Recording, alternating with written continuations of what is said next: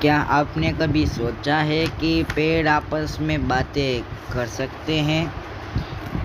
वैज्ञानिकों ने पाया है कि पेड़ सिर्फ खड़े ही नहीं रहते, बल्कि अपने आसपास के पेड़ों से रासायनिक संकेतों और जड़ों के नेटवर्क के जरिए बातचीत करते हैं। जब किसी पेड़ पर कीड़े हमला करते हैं, तो वह हवा में खास तरह के केमिकल छोड़ता है, जिससे पास के पेड़ भी सावधान हो जाते हैं और अपने पत्तों को कड़वा बना लेते हैं।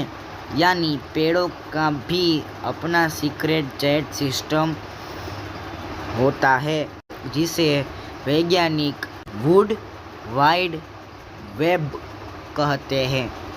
कितना कमाल है ना। अगली बार जब पेड़ों के बीच से गुजरे तो सोचिए, शायद वो आपस में बातें कर रहे होंगे।